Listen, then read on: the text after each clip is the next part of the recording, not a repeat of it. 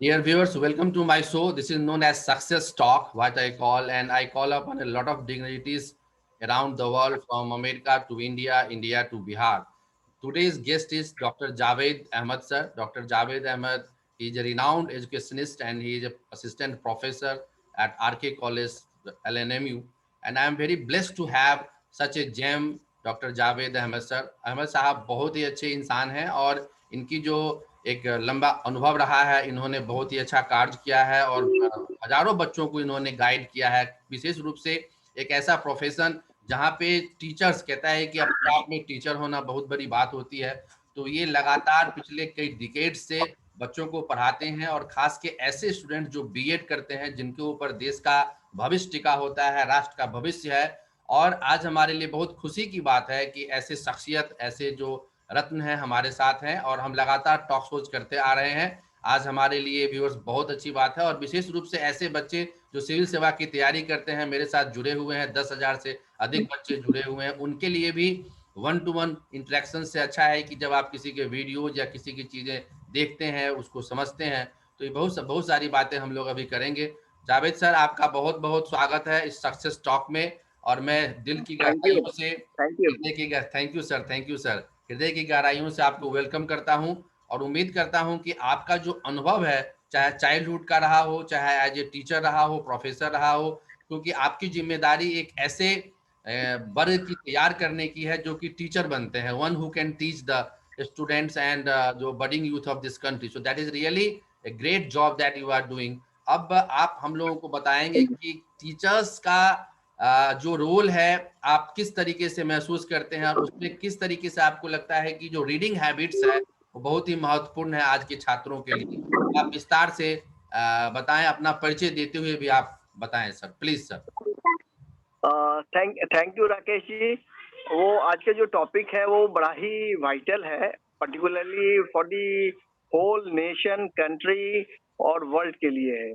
Particularly जिस society से हम आते हैं, थोड़ा इकोनॉमिकली बैकवर्डनेस है यहाँ, लेकिन इन सब के बावजूद अगर जो प्रायोरिटी है वो यहाँ के लोगों को एजुकेशन है. अगर एक अच्छा एजुकेशन मिलता है तो उसमें हम बहुत अच्छा कर सकते हैं और एजुकेशन से ही रिलेटेड जो है वो इकोनॉमिक एक्टिविटीज भी है.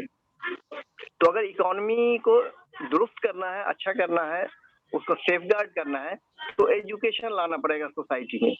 और उस ट्रांसफॉर्मेशन को जो लोग पायनियर हैं वो हैं टीचर. जैसा मैं इस प्रोफेशन में हूँ, तो उसमें मेरे जो अपने व्यक्तिगत अनुभव रहे हैं, अगर मैं स्कूल चाइल्डहुड की बात करूँ, स्कूल लाइफ की बात करूँ, तो मेरा जो 10th हुआ है वो वाटसन हाई स्कूल मधुबनी से हुआ है. In 1981 I have passed from matriculation from Bihar State Matriculation Board.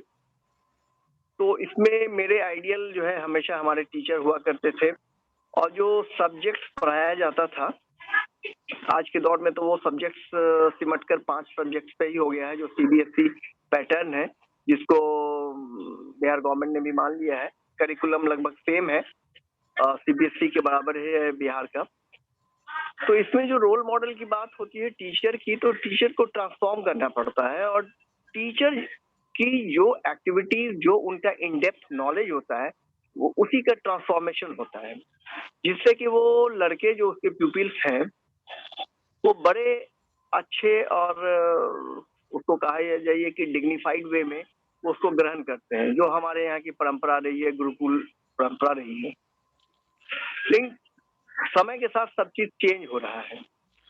तो अगर इस एस्पेक्ट पे बात करें कि आपका बचपन कैसा था, आपके टीचर कैसे थे, तो समझिए कि वाटसन स्कूल जो है एक रूरल सेमी अर्बन स्कूल था, जो एक मिस्टर वाटसन थे, मधुबनी के सिविल एसडीओ 1900 में उन्होंने इसको एस्टेब्लिश किया और ये परंपरा वहां से चली और उस स्कूल से बहुत सारे लोग जो है पास आउट किए, जो different segments of the society work कर रहे हैं. And I am one of that person from passed out from there. I am alumni of Watson high school. इसमें बहुत बड़ा रोल मेरे सक्सेस का, जो छोटा सा सक्सेस है, उसमें रहा है. तो इसमें